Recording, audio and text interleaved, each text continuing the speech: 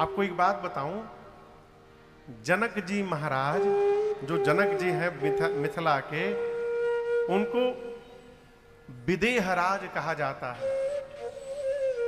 हम और आप देही हैं, अपने देह पर केंद्रित हैं। जनक जी विदेही हैं, यानी वो देह से उपरति प्राप्त कर चुके हैं। जनक जी महाराज साकार भगवान को नहीं मानते, वो निराकार ब्रह्म के चिंतन में मग्न रहते हैं। कौन? वो आकार को झूठा कहते थे, लेकिन आकार को मिथ्या बताने वाले जनक जी जब मेरे सरकार के आकार को देखे तो भगवान के रूप पर मोहित हो गए। सारा ब्रह्म ज्ञान निराकार धरा का धरा रह गया। कब? जब मेरे सरकार का अवलोकन हुआ। और ये बात पूरी मिथिला में फैल गई है। क्या फैल गई है? अरे रूप रे रूप, देखी के अनूप रूप, हम रही कैसे चूप। अरे रूप रे रूप। पूरी मिथिला में आज केवल राम जी के ही स्वरूप की चर्चा हो रही है। अब दर्शन करिए, मिथिलावासी सुने कि ऐसे राजकुमार आए हैं जिनको देखकर जनक जी मोहित हो गए। मिथिलावासी सोचने लगे कितने सुंदर होंगे वो, क्या हमारे भाग्य में भी उनका दर्शन लिखा हुआ है? हमारा कहाँ सौभाग्य कि हम उनको अपनी आंखों से देख पाएंगे। वो वीआईपी लोग हैं, किसी विशेष घर में रहेंगे और वहीं से भीतर भीतर चले जाएंगे। हमारे लिए उनका दर्शन सुलभ नहीं होगा। ये कौन सोच रहा है? मिथिला के लोग। अब आपसे निवेदन करूं, लक्ष्मण जी को मानस जी में आचार्य की उपमा दी गई है। लक्ष्मण जी क्या है? आचार्य। राम जी ब्रह्म है, सीता जी माया है, और लक्ष्मण जी क्या है? आचार्य। उभय बीच राम जी, सीता जी, लक्ष्मण जी चल रहे हैं तो गोस्वामी जी कहते हैं उभय बीच। उभय यानी दोनों के बीच में। सिय सोहई कैसे, सीता जी कैसी लग रही हैं? जैसे मानिए ब्रह्म और जीव बीच माया जैसे। राम जी ब्रह्म है, लक्ष्मण जी जीवाचार्य है, जीवों के आचार्य है, सीता जी माया है। लक्ष्मण जी आचार्य की भूमिका में है। और देखिए आचार्य का काम क्या है? हम हैं आत्मा, भगवान है परमात्मा। इस आत्मा और परमात्मा के बीच संबंध तब तक नहीं बनेगा जब तक आत्मा और परमात्मा के बीच कोई महात्मा नहीं आएगा। ये महात्मा ही आचार्य की भूमिका निभाते हैं। बिना महात्मा के आए, जैसे पंडित जी के आए बिना दुल्हा दुल्हन का विवाह नहीं हो सकता है। अब मजे की बात देखिए, पंडित जी न दूल्हे को जानते न दुल्हन को जानते हैं, दोनों में से किसी को नहीं जानते अजय बाबू, परंतु दोनों के जीवन में एक रात के लिए आते हैं और दोनों को दो से एक बना करके और उनके बीच से हमेशा के लिए चले जाते हैं। उसी प्रकार महात्मा इस जीवात्मा और परमात्मा के बीच में आते हैं, आत्मा परमात्मा का मिलन करा करके इनके बीच से चले जाते हैं। यही आचार्य की भूमिका है। लक्ष्मण जी आचार्य हैं, मिथिलावासी परमात्मा को देखना चाहते हैं। लक्ष्मण जी मन में ठान लिए कि यदि मैं आचार्य हूं तो मेरा काम ही है जीव को परमात्मा से मिलाना। लक्ष्मण जी सोचे, यदि आप लोग हमारे पास नहीं आ पा रहे हैं तो मैं ही भैया को लेकर के आपके पास पहुंचने वाला हूं, जी भर करके दर्शन करिएगा। इसलिए मिथिला देखने का भाव जगा आज। राम जी ने कहा गुरुदेव से, गुरुदेव भाई साहब नगर घूमना चाहते हैं, डर के मारे नहीं बोल रहे हैं, यदि आप अनुमति दें मैं अपने रिस्क पर ले जाऊंगा। नगर दिखाए तुरंत ले आओ। राम जी बोले मैं लेके जाऊंगा, दिखाकर तुरंत ले आऊंगा। गुरु जी समझ गए ये देखना नहीं चाहते, मिथिला वासियों को अपने रूप का दर्शन कराना चाहते हैं, इसलिए अनुमति मांग रहे। गुरु जी ने अनुमति प्रदान कर दी। जाई देखिया वहु नगर, सुख निधान दो करहु सुफल सबके नयन, सुंदर बदन देखा। जैसे गुरुदेव की अनुमति प्राप्त हुई, राम जी बोले कि मैं जाऊंगा, इनको दिखा करके ले आऊंगा। इसका मतलब राम जी कहते हम नहीं देखेंगे गुरु जी, इन्हीं को बस दिखाएंगे, दिखा करके तुरंत ले आएंगे। गुरु जी बोले जाएंगे तो आप कहीं नहीं देखेंगे, आप वह देख लीजिएगा। इसलिए कहा जा ही देखी आ वहु नगर, दिखा करके नहीं आइए, देख करके आइए, अशीघ्र आइएगा। राम लक्ष्मण जी गुरुदेव को प्रणाम किए और प्रणाम करके चल पड़े। और आपको बताऊं पूरी मिथिला में सूचना फैल गई, देखन नगर भूप सूत आए देखा। गोस्वामी तुलसीदास सखिया कहती है, जोग जान की यह बर अहई। यदि महाराज इनको पहचान जाएंगे तो मेरा मन कहता है अपने प्रण का त्याग करके बरबस विवाह कर देंगे। एक सखी बोली पहचान भी लिए हैं लेकिन महाराज ने प्रण का त्याग नहीं किया है। दूसरी सखी ने कहा चिंता न करो, मैं कहती हूँ जिस ब्रह्मा जी ने सीता जी को बनाया है उन्हीं ब्रह्मा जी ने इस सांवले को भी बनाया होगा। दूल्हा तो ये सांवला ही बनेगा, इसमें कोई लेकिन नहीं है। सखियां मंगल भाव प्रकट करके ऊपर से पुष्प की वर्षा करती हैं भगवान पर। भगवान बच्चों के साथ पूरे धनुष यज्ञशाले का दरबार मुनि अज्ञानी। बारंबार गुरु जी के कहने के बाद तब राम जी सोने के लिए गए। जीवन में यदि कहीं भी कभी भी सेवा करने का अवसर प्राप्त हो जाए तो इस सेवा को अपना काम न समझा जाए, सेवा प्राप्त हो रही है तो उसको अपना सौभाग्य समझा जाए और सेवा किसी को देनी नहीं चाहिए। लगे रहिए। बार बार गुरुदेव ने कहा तो राम जी सोने गए। अब राम जी सोने गए तो लक्ष्मण जी राम जी की सेवा करने लगे। गोस्वामी जी कहते हैं, चापत चरण लखन उरला। भगवान के श्री चरण को हृदय में धारण करके और सामने प्रत्यक्ष बैठकर लक्ष्मण जी प्रभु के चरण की सेवा करने लगे। लेकिन कैसे सेवा कर रहे हैं? गोस्वामी जी कहते हैं, सभय सप्रेमा परम सचुपा। यहां दो बात कही गुरु जी ने, सभय और सप्रेम। सभय यानी भय के साथ और सप्रेम यानी प्रेम के साथ। आप बताइए, गुरु जी की चाहे भैया की, बड़े भाई की, पिता की, किसी की भी सेवा की जाए तो भय किस बात की? लक्ष्मण जी को भय भी है और प्रेम भी है। सभय सप्रेम। भय किस बात का? भय इस बात का है कि कहीं मेरे हाथों से जोड़ से न दब जाए तो मेरे प्रभु को कष्ट हो जाएगा, इस बात का भय है। सभय। अब प्रेम किस लिए? चरण सेवा करने का सौभाग्य प्राप्त हो रहा है। जही चरणन से निकसी सुरसरी शंकर जटा समाई। उन्हीं चरण की सेवा करने का सौभाग्य प्राप्त हो रहा है, इसलिए प्रेम बढ़ रहा है। देखिए, जीवन में एक शब्द है शील। शील समझते हैं? शीलता।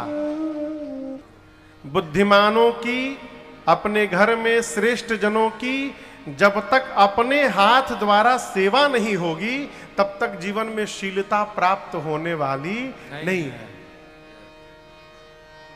शीलता ओढ़ी नहीं जा सकती। शीलता आंख से दिखाई पड़ती है। घर में कोई बच्चा बहुत उदंड होता है ना, बहुत उदंड, ढेला चलाने वाला, ढेला समझते हैं ना, पत्थर मारने वाला बच्चा, ऐसे बच्चे को जब माता पिता किसी दूसरे के घर लेके जाते हैं तो पहले अपने घर में उसका पूरा क्लास लिया जाता है। यदि वहां कोई शैतानी किए तो याद रखना बबुआ, लौट के यहीं आना है, पांव तोड़ दिया जाएगा, हिलना मत, वहां पर चुपचाप बैठे रहना। बोलता जी बाबूजी। अब वो तो डरा हुआ है कि यहां उत्पात किया तो मार खाऊंगा, तो वहां जाकर चुपचाप बैठा रहेगा।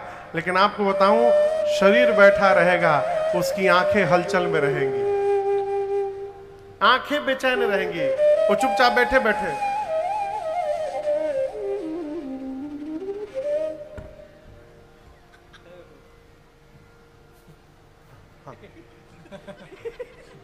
हाथ चंचलम पांव चंचलम, उसका शरीर भले शांत हो, उसकी आंखें बेचैन रहेंगी।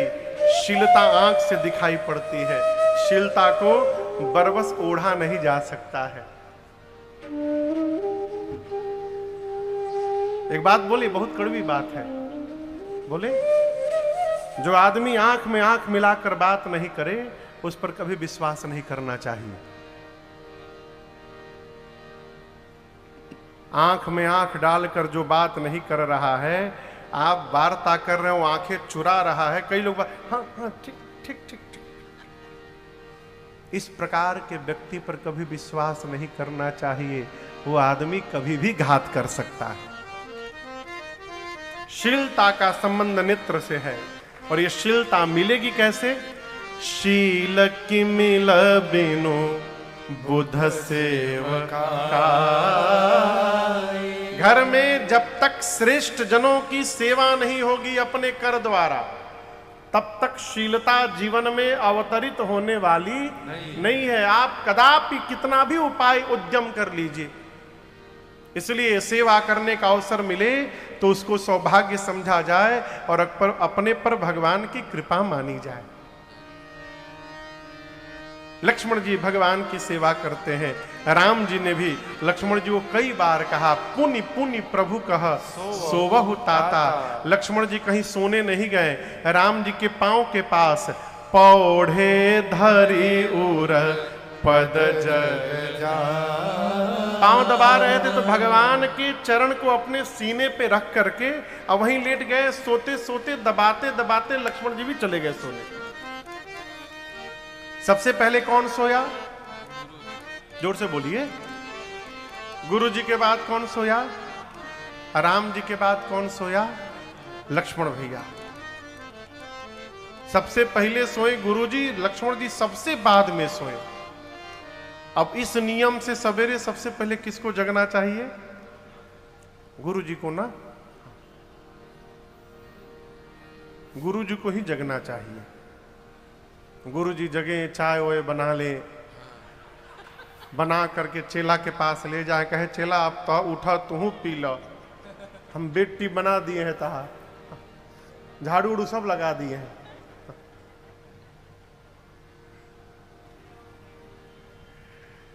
लेकिन यहां दर्शन करिए, सबसे पहले कौन जगा?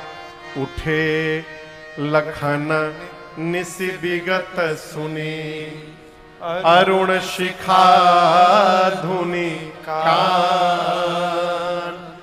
गुरु जी से पहले जगतपति, जागे राम सुजान। सबसे पहले लक्ष्मण भैया जगे और गुरु जी से पहले राम जी जगे। तो लक्ष्मण जी जगे, फिर राम जी जगे, और दोनों भाई जाकर जब गुरु जी की सेवा प्रारंभ की तो अंत में गुरुदेव भगवान जगे। प्रातः क्रिया से निवृत्त होने के बाद भगवान के भीतर बसंत ऋतु का आगमन हुआ है। किसी भी पौधे पर पुराना पत्ता नहीं है, न पुराने पुष्प है, न पुराना फल है। नव पल्लव फल सुमन सुहाए। देवलोक से देवराज इंद्र जब इस बगीचे को देखते हैं तो उनको भी आत्मग्लानि होती है कि देवताओं के लोक में भी उतना सुंदर बाग नहीं है जितना मिथिलापुरी में जनक जी महाराज के पास बाग है। ये उनकी महिमा है। और देखिए, हमारा जीवन जैसा होता है ना, हमारे अगल बगल का वातावरण भी वैसा ही बन जाता है। उसको बनाना नहीं पड़ता, अपने आप बन जाता है। आज बाग में चातक, कोयल, तोता, चकोर, मोर आकर चहचहा रहे हैं, मोर नृत्य कर रहे हैं।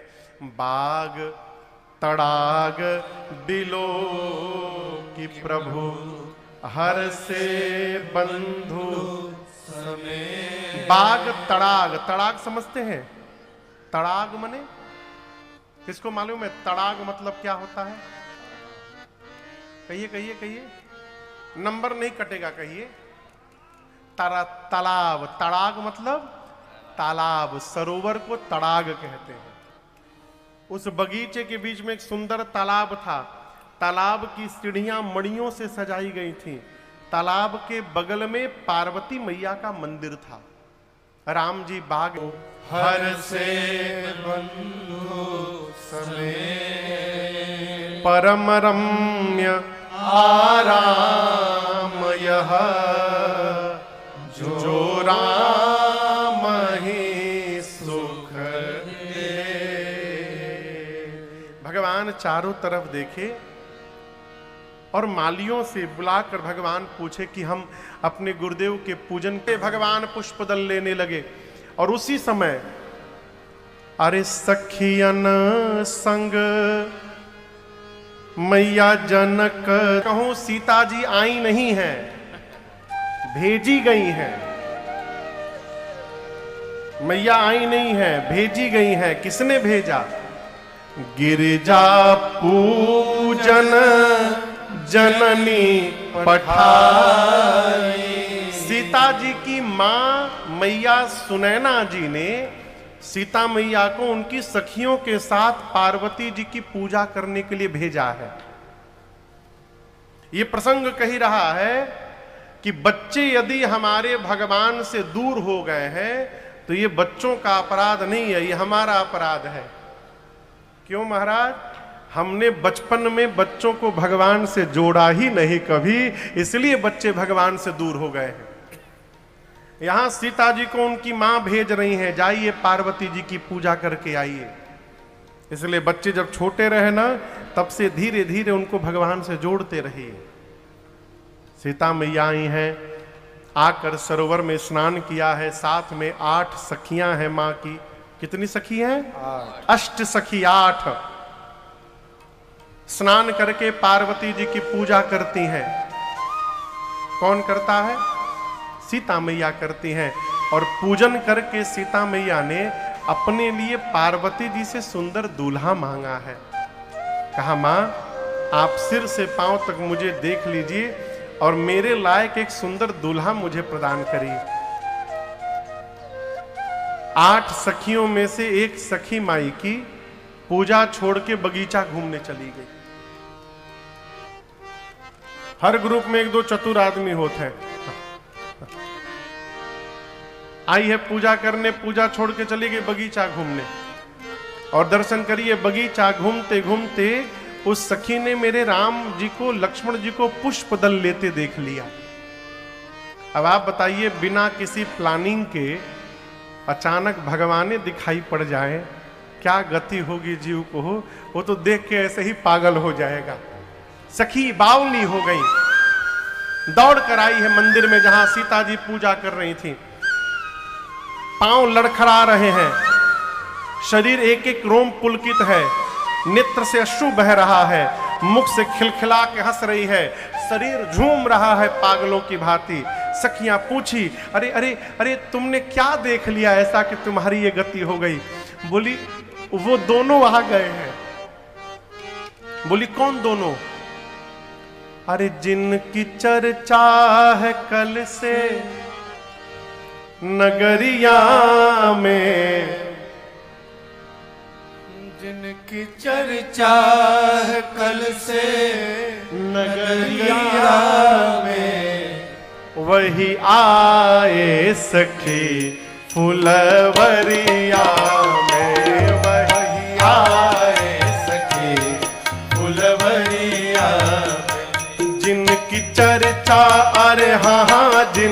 चर्चा, अरे हाँ जिनकी चर्चा है कल से नगरिया में, वही आए सखी फुलवरिया में, वही आए सखी फुलवरिया में। सांवला एक है एक गोरा बदन, सांवला एक है एक गोरा बदन, देख कर भी न भरता किसी का भी मन, देख कर भी न भरता किसी का भी मन। सांवला बस गया, सांवला बस गया, सांवला बस गया है नजरिया में, वही आए सखी फुलवरिया में, वही आए सखी फुलवरिया में। शादी इनसे ही होती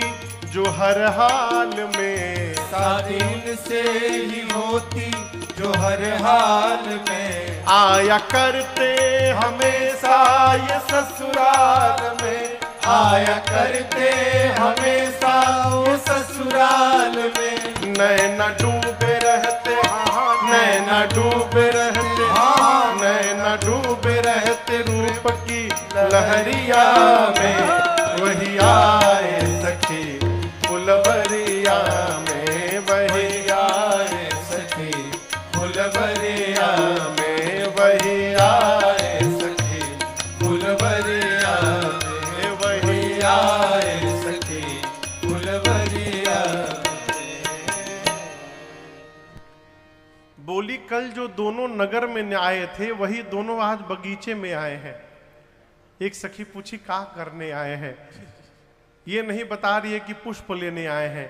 कहती है मुझे तो लग रहा है कि देखन बाग कुंवर दो आए। झूठ बोल गई, खुलेआम झूठ। राम जी पुष्प उतार रहे थे लेकिन ये नहीं बताई कि पुष्प लेने आए हैं। कहा बोली बगीचा घूमने के लिए आए हैं। क्यों झूठ बोली? यदि सही बता देती तो राम जी की महिमा गिर जाती।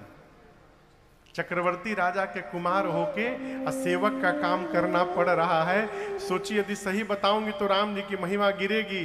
महिमा बढ़ानी है आज, इसलिए झूठ बताओ। बोली पुष्प लेने नहीं। बोली और बताओ, और बताओ। बोली और बताऊं? एक सांवली है और एक गोरे हैं सखियां, कि वो आंखें बोल सके, और जो जिह्वा बोलती है उसके पास आंख नहीं है कि उसने देखा हो। देखा है आंखों ने, अब बताना है जिह्वा को। देखे कोई और अब बतावे कोई और, ऐसा संभव है का? मैं बता नहीं सकती हूं। इतना केवल कहूंगी, अरे कुमार लिस्ट में है, कौनो भजन छोड़ा नहीं गया इसमें।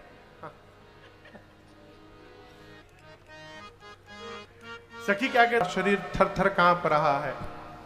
आंख से हंस रही, आंख से रो रही है, मुख से हंस रही है, शरीर झूम रहा है, पांव इधर उधर पड़ रहे हैं।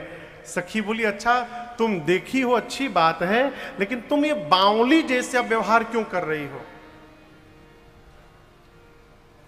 बोली हम क्या बताएं हम क्यों कर रहे हैं, हमको लग रहा है हमको जादू टोना हो गया है। बोले जादू टोना हो गया? हाँ तो बहुत खतरनाक है। एक बार जिसकी आंख उनकी आंख से लड़ गया वो समझो किसी काम का नहीं रहा, वो बेकार हो जाएगा। अरे हम का ये बघेली गीत है। आपके रीवा के महाराज हुए प्रातः स्मरणीय श्री 108 श्रीमन महाराजाधिराज राजा बहादुर बांधवेश श्री रघुराज सिंह देव जी महाराज। इसी रीवा के उन महाराज की रचना है। वो महाराज राम जी के परम भक्त थे। ये रीवा में आएगा, ये भी संभाग रीवा ही है ना? हाँ तब रीवा में बैठे हैं। हाँ। तो ये महाराज की रचना है। सखी कहती है अरे हम का जाने हर से जनु निज निधि पहचान, मां जानकी को ऐसा लगा कि मानो जन्म जन्मांतर का खजाना प्राप्त हो गया हो आज जीवन में। मां ने भगवान के स्वरूप को नेत्र के मार्ग से हृदय में पधराया और कपाट, पलक रूपी कपाट को बंद करके मां ने खूब भगवान के रूप का दर्शन किया। थोड़ी देर बाद जो सखी भगवान को देख करके गई थी, वो सखी सीता मैया से कहती है, चला जाए जानकी जी, चला जाए, बहुत विलंब हो रहा है, कल इसी टाइम तो फिर आना है हम लोग को, आज चला जाए। यानी वो कह रही थी सीता मैया को, लेकिन सुनाई राम जी को, इशारे इशारे में कह गए कि प्रभु कल इसी समय हम लोग फिर आने वाले हैं, तो आप भी कल आ जाइएगा और पुनः आपका दर्शन हम लोगों को प्राप्त हो जाएगा। संकेत करके सखी सीता मैया को लेकर गई।